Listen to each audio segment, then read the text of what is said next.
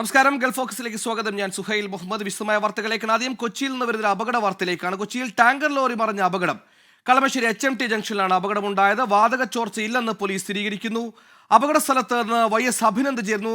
അഭിനന്ദ്, എപ്പോഴായിരുന്നു അപകടം? നിലവിൽ വാതക ചോർച്ചയില്ലെന്ന് ആശ്വാസ വാർത്ത വരുന്നു. അപ്പോഴും ടാങ്കർ റോഡിൽ തന്നെ കിടക്കുകയാണ്. ടാങ്കർ ഉയർത്താനുള്ള നടപടികൾ ഇപ്പോഴും തുടരുകയാണോ? എന്തെങ്കിലും ഗതാഗത നിയന്ത്രണം ഈ സമയത്ത് അവിടെയുണ്ടോ? പുതിയ വിശദാംശങ്ങൾ. സുഹൈൽ, ഇന്ന് രാത്രി 11 മണിയോടുകൂടിയാണ് BPCL പ്ലാന്റിൽ നിന്നും ഗുജറാത്തിലേക്ക് പോയ ഈ ടാങ്കർ ലോറി കളമശ്ശേരി HMT ജംഗ്ഷനിൽ വെച്ച് ഇത്തരത്തിലേക്ക് അപകടമുണ്ടാകുന്ന സാഹചര്യം ഉണ്ടായത്. കർണാടക രജിസ്ട്രേഷനിലുള്ള ടാങ്കർ ലോറിയാണിത്. തമിഴ്നാട് തെങ്കാശി സ്വദേശി മുത്തു ആണ് ഇതിന്റെ ഡ്രൈവറായിട്ടുള്ളത്.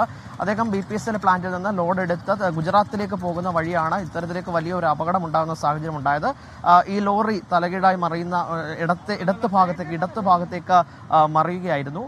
അപ്പോൾ തന്നെ ഇവിടെ കുറേയധികം ആളുകൾ, അതായത് നമുക്കറിയാം ഈ കളമശ്ശേരി HMT ജംഗ്ഷൻ എന്ന് പറഞ്ഞാൽ തന്നെ ഒരു ഗതാഗത കുരുക്ക് കൂടിയ ഒരു പ്രദേശമാണ്. ഇതുമായി ബന്ധപ്പെട്ട നിരന്തരമായ ഇടപെടലിലൂടെ ഇപ്പോൾ പരിഷ്കരണമടക്കം നടപ്പിലാക്കിയിട്ടുണ്ട്. അപ്പോൾ U-ടേൺ സംവിധാനത്തിനടക്കം കൃത്യമായി തന്നെ ഒരു അറിവില്ലാത്തതാണോ ഈ അടക്കമുള്ള കാര്യങ്ങൾ ഇപ്പോൾ അന്വേഷിച്ചുകൊണ്ടിരിക്കുകയാണ്. കൃത്യമായി തന്നെ പോലീസ് സംഘം ഇവിടെ എത്തിയിട്ടുണ്ട്, ഫയർഫോഴ്സ് സംഘം എത്തിയിട്ടുണ്ട്. BPCL പ്ലാന്റിലെ അധികൃതരെ ഈ കാര്യം അറിയിച്ചിട്ടുണ്ട്. അവർ ഉടൻ തന്നെ ഇവിടേക്ക് എത്തുമെന്നാണ് ഇപ്പോൾ ലഭിക്കുന്ന ഏറ്റവും പുതിയ വിവരം. അവരെത്തിയതിനു ശേഷമായിരിക്കും ഇതിന് ഏതെങ്കിലും തരത്തിലുള്ള ജാഗ്രതക്കുറവ് ഡ്രൈവറുടെ ഭാഗത്ത് ഉണ്ടായോ എന്നടക്കമുള്ള കാര്യങ്ങൾ BPCL പ്ലാന്റ് എത്തിയിട്ടായിരിക്കും പരിശോധിക്കുക.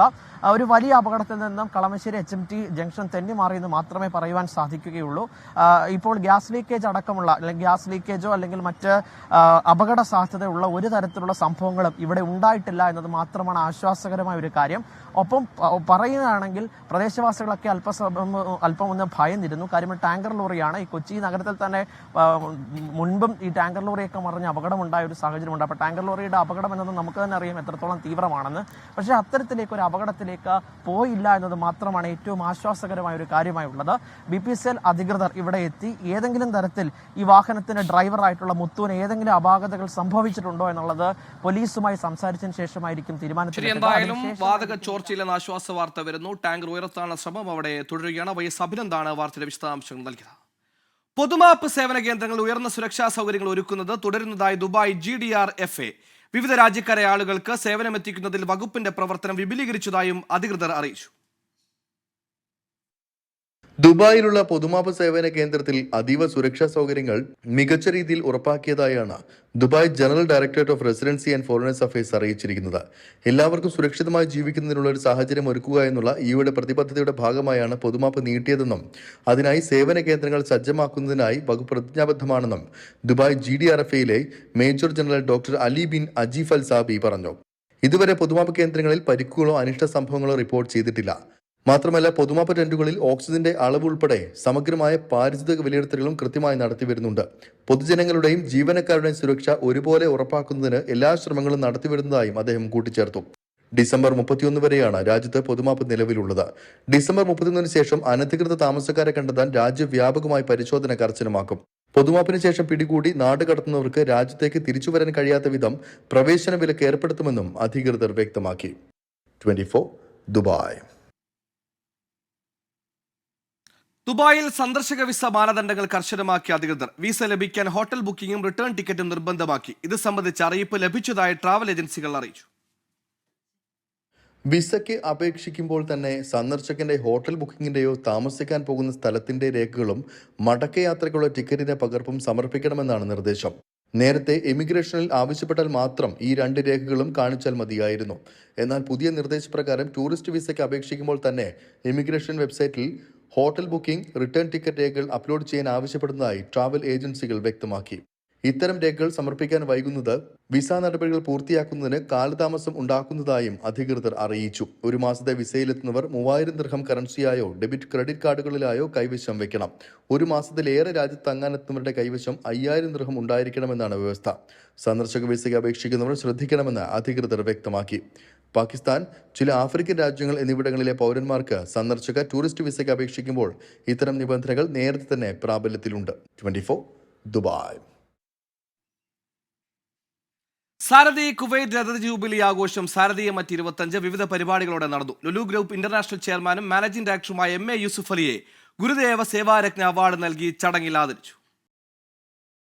സാരഥി കുവൈറ്റിന്റെ രജത ജൂബിലി ആഘോഷം സാരഥിയം @25 വിപുലമായ പരിപാടികളോടെ നടന്നു. Indian embassy deputy chief of mission Sanjay K Mulukka സാരഥിയം ഉദ്ഘാടനം ചെയ്തു.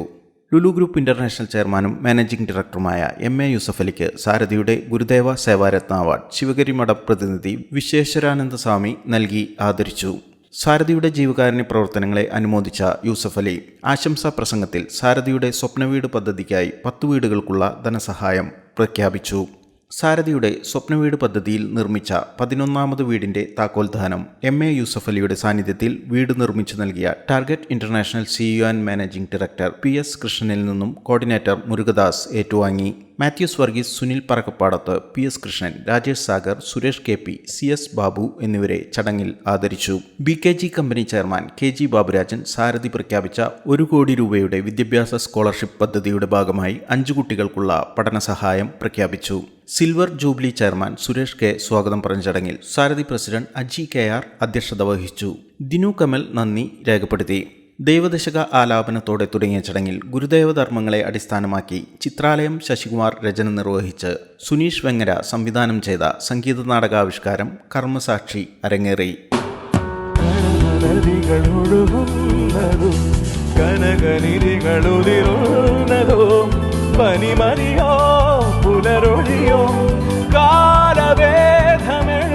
പിന്നണി ഗായകരായ ഹരിചരൺ, ശിഖ പ്രഭാകർ, ഡ്രമർ കുമരൻ എന്നിവരുടെ നേതൃത്വത്തിലുള്ള സംഗീത നിശയോടെ സാരഥിയം @25 സമാപനമായി.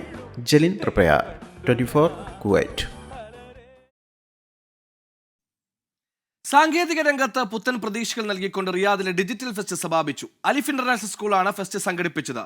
AI, റോബോട്ടിക്സ് തുടങ്ങിയ നിരവധി ടൂളുകൾ ഉപയോഗിച്ച് 100ഓളം പ്രൊജക്ടുകൾ പ്രദർശനത്തിനുണ്ടായിരുന്നു. സാങ്കേതിക വിദ്യകളുടെ ഏറ്റവും പുതിയ കാഴ്ചകളാണ് റിയാദിലെ അലിഫ് ഇന്റർനാഷണൽ സ്കൂൾ സംഘടിപ്പിച്ച ഡിജിറ്റൽ ഫെസ്റ്റിൽ ഒരുക്കിയത്. വെറ്റ്ബാഷ് 24 എന്ന പേരിൽ നടന്ന പ്രദർശനം സന്ദർശകർക്ക് നവ്യാനുഭവം പകർന്നു. Visual coding, robotics, games, documentary presentation, web designing, AI തുടങ്ങിയ ടൂളുകൾ ഉപയോഗപ്പെടുത്തിയ 100ഓളം പദ്ധതികളാണ് ഉണ്ടായിരുന്നത്. സാങ്കേതിക രംഗത്തെ നൂതന ആശയങ്ങളും വിദ്യാർത്ഥികളുടെ വൈദഗ്ധ്യവും കൃത്യമായി അടയാളപ്പെടുത്തുന്ന സ്റ്റാളുകൾ.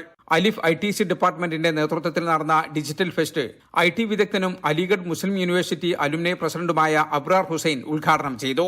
ഡിജിറ്റൽ രംഗത്തെ അഭൂതപൂർവമായ മുന്നേറ്റം ക്രിയാത്മകമായി ഉപയോഗപ്പെടുത്തി വിദ്യാഭ്യാസ മേഖലയിൽ മുന്നേറാൻ വിദ്യാർത്ഥികൾക്ക് സാധിക്കണമെന്ന് അദ്ദേഹം അഭിപ്രായപ്പെട്ടു. രക്ഷിതാക്കളുടെയും പൊതുജനങ്ങളുടെയും പങ്കാളിത്തം കൊണ്ട് ശ്രദ്ധേയമായ DG ഫെസ്റ്റിന് മുഹമ്മദ് റിഫാദ്, ജുമൈല ബഷീർ, രേഷ്മ രാജീവ് എന്നിവർ നേതൃത്വം നൽകി. Alif group of schools CEO Luqman Ahmed, ഡയറക്ടർമാരായ Abdul Nasser Muhammad Ahmed, head master Noushad Nalakath, head mistress Fathima Khairunnisa, administrator Ali Bukhari തുടങ്ങിയവർ സംബന്ധിച്ചു. 24 റിയാദ്. പ്രവാസി ഫുട്ബോൾ ക്ലബ്ബായ അൽ ഖോബാർ യുണൈറ്റഡ് FC സംഘടിപ്പിക്കുന്ന ഗാലപ്പ് UFC ഫുട്ബോൾ മേളയ്ക്ക് ഉജ്ജ്വല തുടക്കം. Al Khobar Al Nahda club international സ്റ്റേഡിയത്തിലാണ് മത്സരം. ഇന്ത്യൻ ഫുട്ബോൾ താരം അനസ് എടത്തൊടിക മുഖ്യാതിഥിയായി. സൗദി കിഴക്കൻ പ്രവിശ്യയിലെ പ്രമുഖ ഫുട്ബോൾ ക്ലബ്ബായ അൽ ഖോബാർ യുണൈറ്റഡ് FC സംഘടിപ്പിക്കുന്ന ഗാലപ്പ് UFC ഫുട്ബോൾ മേളയ്ക്കാണ് അൽ Khobar Al Nahda club international സ്റ്റേഡിയത്തിൽ തുടക്കമായത്. പ്രമുഖ ഇന്റർനാഷണൽ ഇന്ത്യൻ ഫുട്ബോൾ താരം അനസ് എടത്തൊടികയായിരുന്നു മുഖ്യാതിഥി. കഴിവുകളേറെയുണ്ടായിട്ടും നാട്ടിൽ പരിഗണിക്കപ്പെടാതെ പോയ നിരവധി കളിക്കാർക്ക് ജീവിത വരുമാനത്തോടൊപ്പം കളിമൈതാനങ്ങളും സമ്മാനിക്കപ്പെടുന്ന ദമാമിലെ കാൽപന്ത് കൂട്ടായ്മകൾ തന്നെ അത്ഭുതപ്പെടുത്തിയതായി അനസ് എടത്തൊടിക പറഞ്ഞു. സ്റ്റേഡിയത്തിലേക്ക് ഒഴുകിയെത്തിയ 1000ഓളം വരുന്ന കാണികളിലേക്ക് മുഖ്യാതിഥി പന്തുകൾ തട്ടി നൽകിയപ്പോൾ ഗാലറിയിൽ ആർപ്പുവിളികളും ആരവങ്ങളുമായിരുന്നു. സ്വദേശി പ്രമുഖൻ അബ്ദുള്ള അൽ ഹാജ് അനസ് എടത്തൊടുകയെ ബൊക്ക നൽകി സ്വീകരിച്ചു. ഹക്കീം തെക്കിൽ, ജോർജ് ബിനോയ് ഗാലക്സ്, ഡിഫ പ്രസിഡന്റ് ഷമീർ കൊടിയത്തൂർ തുടങ്ങി കായിക രംഗത്തെ പ്രമുഖർ സംബന്ധിച്ചു. വിജയികൾക്ക് സമ്മാനിക്കുന്ന പ്രത്യേകം രൂപകൽപ്പന ചെയ്ത ട്രോഫിയുടെ ലോഞ്ചിങ് സ്റ്റേഡിയത്തിൽ വെച്ച് അനസ് എടത്തൊടിക നിർവഹിച്ചു. ഉദ്ഘാടന മത്സരത്തിൽ FC ദമാമും രണ്ടാമത് നടന്ന മത്സരത്തിൽ പെനാൽറ്റി ഷൂട്ടൌട്ടിൽ ദെല്ല FC വിജയിച്ചു. Tournament committee chairman Iqbal Anamangad, Raju K Lucas, Ashi Nellikunnu, Faisal Edathanattukara, Sharif Manoor, Muhammad Nishad, Shabeer Akkode, Faisal Kalikavu, Rahim Alanallur എന്നിവർ സംഘാടനത്തിന് നേതൃത്വം നൽകി. സുബൈറുദ്ദീനൂർ, 24 ദമാം. നിർധനരായ 10 കുടുംബങ്ങൾക്ക് വീട് നിർമ്മിച്ചു നൽകിയ വെൽഫെയർ അസോസിയേഷൻ ട്രസ്റ്റിന്റെ ആഭിമുഖ്യത്തിൽ 3ാം ആശ്രയ ഭവന സമർപ്പണം ആലുവ എടത്തലയിൽ നടന്നു. എടത്തല 4 മൈൽ സ്വദേശി KM Kasib Sahib welfare trust നൽകിയ 8 സെന്റ് സ്ഥലത്താണ് വീടുകൾ ഒരുങ്ങിയത്. Welfare association trust chairman doctor Mansoor Hassan ഉദ്ഘാടനം ചെയ്തു. പ്രസിഡന്റ് ശ്രീ മുഹമ്മദ് ഷിബിർ അധ്യക്ഷത വഹിച്ചു. എടത്തല ഗ്രാമപഞ്ചായത്ത് അംഗങ്ങൾ, acid foundation senior manager Latheef Kasim, ആശ്രമം director father Thomas K Mathew, people foundation Ernakulam ജില്ലാ പ്രസിഡന്റ് ജമാൽ പാനായിക്കുളം തുടങ്ങിയവർ പങ്കെടുത്തു. വെൽഫെയർ അസോസിയേഷൻ ട്രസ്റ്റിന്റെ കീഴിൽ നിലവിൽ ആലുവ, വെളിയത്തുനാട്, കൊടുങ്ങല്ലൂർ, അഴീക്കോട് എന്നീ സ്ഥലങ്ങളിൽ 40ഓളം ഭവനങ്ങൾ നിർമ്മിച്ചു നൽകിയിട്ടുണ്ട്. സൗദി മലയാളി സമാജം രക്ഷാധികാരിയും നാടക പ്രവർത്തകനുമായ ജേക്കബ് ഉതുപ്പിന്റെ ആദ്യ നോവലായ ഉതുപ്പാൻ കോട്ടയുടെ പ്രകാശനം വ്യാഴാഴ്ച നടക്കും. ദമാം റോസ് ഓഡിറ്റോറിയത്തിൽ രാത്രി 8 മണിക്കാണ് പ്രകാശനം. കിഴക്കൻ പ്രവിശ്യയിലെ പ്രമുഖർ പങ്കെടുക്കുന്ന ചടങ്ങിൽ സിനിമാ സംവിധായകൻ സിദ്ദിഖ് ഷമീർ പുസ്തകം പ്രകാശനം ചെയ്യുമെന്ന് സംഘാടകർ അറിയിച്ചു. SYS സംസ്ഥാന general secretary doctor AP Abdul Hakeem Azhari നടത്തുന്ന മാനവ സഞ്ചാര യാത്രയ്ക്ക് കോഴിക്കോട് സ്വീകരണം നൽകി. മുതലക്കുളത്ത് നടന്ന മാനവ സംഗമത്തിൽ രാഷ്ട്രീയ, സാമൂഹിക, കലാ സാംസ്കാരിക രംഗത്തെ പ്രമുഖർ പങ്കെടുത്തു. അവകാശത്തെ ചൊല്ലിയുള്ള തർക്കമാണ് വഖഫ് ഇപ്പോൾ വലിയ ചർച്ചയാവാൻ കാരണമെന്നും വിഷയം പരിഹരിക്കാൻ സർക്കാർ ഇടപെടണമെന്നും AP അബ്ദുൽ ഹക്കീം അസരി ആവശ്യപ്പെട്ടു. അടുത്ത മാസം 1-ന് തിരുവനന്തപുരത്താണ് യാത്ര സമാപിക്കുന്നത്. വഖഫ് ഇസ്ലാമിക് ടേമിലുള്ള ഒരു കാര്യമാണത്. അത് സാധാരണക്കാരന് മുന്നിൽ വലിയ ചർച്ചയാകേണ്ട കാര്യമൊന്നുമല്ല. എങ്കിലും കേരളത്തിൽ ഒരു ഇടത്ത് നടക്കുന്ന അവകാശത്തർക്കത്തെ ചൊല്ലി അതൊരു വലിയ വിഷയമാക്കി മാറ്റി ദിശ തിരിച്ചുവിടാൻ വേണ്ടി ചിലർ ശ്രമിക്കുന്നതിൻ്റെ ഭാഗമായിട്ട് വഖഫ് എല്ലാവരുടെയും മുന്നിൽ ഒരു ചർച്ചയായി കഴിഞ്ഞു. ചിലർ മനസ്സിലാക്കുന്നത് വഖഫ് എന്ന് പറഞ്ഞ ഒരാളങ്ങ് പ്രഖ്യാപിച്ചാൽ ആകുന്ന ഒരു കാര്യമാണ്. ആരുടെയെങ്കിലും ഒരു ഭൂമി ഞാൻ കാണുമ്പോൾ ഇത് ഞാൻ വഖഫ് ചെയ്തു എന്ന് പറഞ്ഞാൽ വഖഫാകും എന്നൊക്കെ ചിലർ നനച്ചു, അല്ലെങ്കിൽ അങ്ങനെ പറയാൻ വേണ്ടി ശ്രമിച്ചു. ബോധപൂർവം തെറ്റിദ്ധരിപ്പിക്കാൻ വേണ്ടി ശ്രമിച്ചു.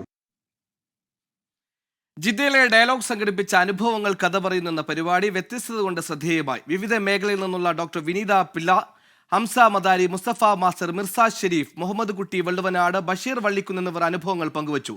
നാസർ തിരുനിലത്ത് സംഘടനയുടെ മാർഗരേഖ വിശദീകരിച്ചു. ഷാജു അത്താണിക്കൽ അധ്യക്ഷനായ പരിപാടിയിൽ സഹീർ കൊടുങ്ങല്ലൂർ സ്വാഗതവും അലി അരീക്കത്ത് നന്ദിയും പറഞ്ഞു. അസേൻ ഇല്ലിക്കൽ, അദ്നാൻ, ഫെബിൻ, കൃപ എന്നിവർ പങ്കെടുത്തു. പാലക്കാട് ഷൊർണൂർ ആസ്ഥാനമായി പ്രവർത്തിക്കുന്ന ഗായത്രി ഗുരുകുലം UAE ഏകദിന ഗായത്രി സാധനാ ശിബിരം സംഘടിപ്പിച്ചു. അബുദാബി ബാബ്സ് ഹിന്ദു മന്ദിറിൽ നടന്ന ചടങ്ങിൽ ദേവപണ്ഡിതൻ അരുൺ പ്രഭാകർ വേദപരിചയം നടത്തി. ഗായത്രി മന്ത്രം ജപിക്കുന്നതിന്റെ രീതികളും ഗായത്രി പ്രാണായാമവും സദസ്സിന് പരിചയപ്പെടുത്തി. പരിപാടിയിൽ ബ്രഹ്മവിഹാരി ദാസ് മുഖ്യപ്രഭാഷണം നടത്തി. UAE വിവിധയിടങ്ങളിൽ നിന്ന് 1000-ലധികം ആളുകൾ പരിപാടിയിൽ പങ്കെടുത്തു. ഗായത്രി ഗുരുകുലം UAE നടത്തുന്ന 4ാമത്തെ ശിബിരമാണിത്. പാലക്കാട് ഉപതെരഞ്ഞെടുപ്പിൽ 70.51% പോളിംഗ്. സർവീസ്, ഹോം വോട്ടുകളുടെ കൂടി ചേർത്ത് അന്തിമ കണക്ക് വരുന്നതോടെ പോളിംഗ് ശതമാനത്തിൽ നേരിയ മാറ്റം ഉണ്ടായേക്കും. പോളിംഗ് ശതമാനത്തിൽ ഇടിവുണ്ടെങ്കിലും 3 മുന്നണികളും തികഞ്ഞ വിജയ പ്രതീക്ഷയിലാണ്. BJP ജയിക്കുമെന്ന് അവകാശപ്പെട്ട് BJP സംസ്ഥാന അധ്യക്ഷൻ K. സുരേന്ദ്രൻ LDF 2ാം സ്ഥാനത്തെത്തുമെന്നും പ്രവചിച്ചിട്ടുണ്ട്. ശക്തമായ ത്രികോണ മത്സരച്ചൂടിന്റെ പ്രതിഫലനമെന്നോണം ആദ്യ മണിക്കൂറുകളിൽ പാലക്കാട്ടെ വോട്ടർമാർ ആവേശകരമായാണ് വോട്ടെടുപ്പിനോട് പ്രതികരിച്ചത്. എന്നാൽ 10 മണിയോടെ പോളിംഗ് മന്ദഗതിയിലായി. ഉച്ചയ്ക്ക് ശേഷം വീണ്ടും ശക്തിപ്പെട്ടതോടെയാണ് 70.51% എന്ന നിലയിലേക്ക് പോളിംഗ് ഉയർന്നത്. എങ്കിലും 2021 75.27%, 5% കുറവുണ്ട്. 1,94,706 വോട്ടർമാരിൽ 1,37,302 പേരാണ് ഉപതെരഞ്ഞെടുപ്പിൽ വോട്ട് ചെയ്യാൻ എത്തിയത്. UDF ശക്തി കേന്ദ്രമായ പിരായിരി പഞ്ചായത്തിലെ പോളിംഗിൽ 2021 അപേക്ഷിച്ച് ഏതാണ്ട് 7% കുറവുണ്ടെന്നാണ് പ്രാഥമിക വിവരം. പോളിംഗ് കുറഞ്ഞെങ്കിലും മുന്നണികളുടെ ആത്മവിശ്വാസത്തിൽ തെല്ലും കുറവില്ല. ഈ ഇലക്ഷൻ റിസൾട്ട് വരുമ്പോൾ രണ്ടാമതും മൂന്നാമതും എത്തുന്നത് ആര് എന്ന് ജനത്തിന് വിഷയമല്ല. 2 കൂട്ടരായാലും ഒരു കുഴപ്പമില്ല. ജയിപ്പിക്കേണ്ട ആളെ എന്തിന് ജയിപ്പിക്കണം, എന്തുകൊണ്ട് ജയിപ്പിക്കണമെന്ന് ജനം തീരുമാനിച്ചിട്ടുണ്ട്. അത് ജനം നടപ്പിലാക്കിയിട്ടുണ്ട്. വളരെ കോൺഫിഡന്റ് ആണ്. അത് തെരഞ്ഞെടുപ്പിന്റെ ഏതെങ്കിലും ഒരു ഘട്ടത്തിൽ കോൺഫിഡൻസ് കുറവുണ്ടാകേണ്ടുന്ന ഒരു സാഹചര്യം ഉണ്ടായിട്ടില്ല. നമ്മുടെ കോൺഫിഡൻസ് മുഴുവൻ പാലക്കാട്ടെ വോട്ടർമാരിലായിരുന്നു. 180 ബൂത്തുകളിലും ഞങ്ങൾക്ക് സമാന്തര വോട്ടർ പട്ടികയെ ഞങ്ങൾ തയ്യാറാക്കിയിട്ടുണ്ട്. ഞങ്ങൾക്ക് ലഭിക്കേണ്ട വോട്ടുകളെ സംബന്ധിച്ച്, സാധ്യതയുള്ള വോട്ടുകളെ സംബന്ധിച്ച് അത് പോൾ ചെയ്യിപ്പിക്കലാണ് ഞങ്ങളുടെ ഒന്നാമത്തെ ലക്ഷ്യം. അതിൽ ഞങ്ങളുടെ പ്രവർത്തകർ വിജയിക്കും. അതുകൊണ്ട് ഞങ്ങൾക്ക് ആശങ്കയില്ല. പോളിംഗ് പൂർത്തിയായതിനു പിന്നാലെ വിജയം അവകാശപ്പെട്ട് BJP സംസ്ഥാന അധ്യക്ഷൻ K. സുരേന്ദ്രൻ രംഗത്ത് വന്നു. വടക്കുംനാഥിന് ശേഷം വിശാലാക്ഷി സമേതനായ വിശ്വനാഥൻ എന്നാണ് K. സുരേന്ദ്രന്റെ FB പോസ്റ്റ്. BJP ജയം അവകാശപ്പെടുമ്പോൾ തന്നെ LDFനാണ് K. സുരേന്ദ്രൻ 2ാം സ്ഥാനം പ്രവചിക്കുന്നത്. എന്നാൽ LDF 1ാം സ്ഥാനത്ത് തന്നെ എന്ന് പറയാതെ പറയുകയാണ് K. സുരേന്ദ്രൻ ചെയ്യുന്നതെന്നാണ് CPIMന്റെ പ്രതികരണം. 3ാം സ്ഥാനത്തേക്ക് UDF എത്തുമെന്നാണ് ആ പോസ്റ്റിൽ പറയുന്നത്. ഞങ്ങൾ തുടക്കം മുതൽ തന്നെ പറഞ്ഞൊരു കാര്യമാണ്, ഇവിടെ LDFും UDFും തമ്മിലാണ് മത്സരമെന്ന്. BJP 3-ാം സ്ഥാനത്തേക്ക് പോകുമെന്നും അതുകൊണ്ട് തന്നെ ഇപ്പോൾ കെ സുരേന്ദ്രൻ BJPയുടെ അധ്യക്ഷൻ പറയാതെ പറയുന്നത് ഈ തെരഞ്ഞെടുപ്പിന്റെ റിസൾട്ട് LDFന് അനുകൂലമാവും എന്നുള്ളതാണ്.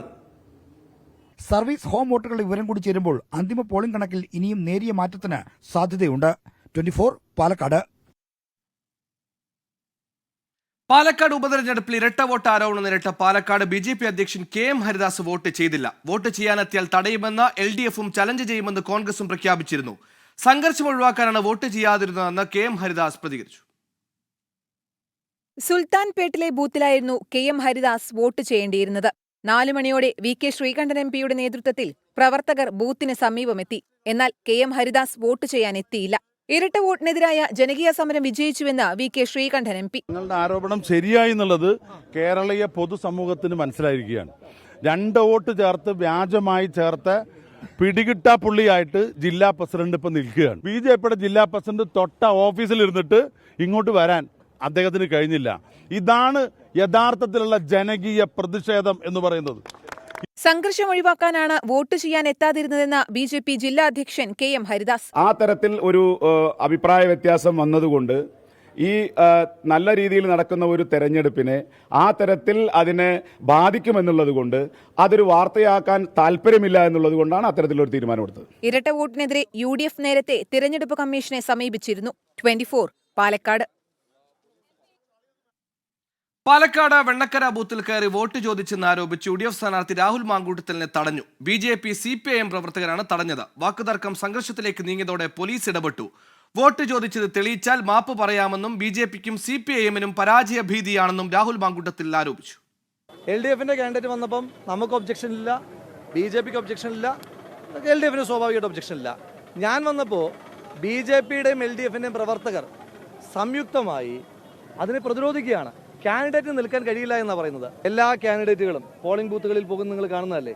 അപ്പോൾ UDFന്റെ കാൻഡിഡേറ്റ്, അതും UDFന്റെ ഒരു ബെൽറ്റിൽ അവിടെ വന്നാണ് പ്രശ്നം. അവിടുത്തെ വോട്ടർമാരെ പിരിച്ചുവിടാൻ വേണ്ടിയിട്ടുള്ള ശ്രമമാണ് ഇവർ നടത്തിയത്. പക്ഷേ വോട്ടർമാർ പ്രബുദ്ധരായതുകൊണ്ടും അവരിവരുടെ ഇത്തരം വിരട്ടൽ കണ്ടിട്ടൊന്നും പേടിക്കാൻ നിൽക്കാത്തതുകൊണ്ടും അവരെന്ത് ചെയ്തു, അവിടെ ധൈര്യസമയം നിന്ന് വോട്ട് ചെയ്യാനായിട്ട് തീരുമാനിച്ചു.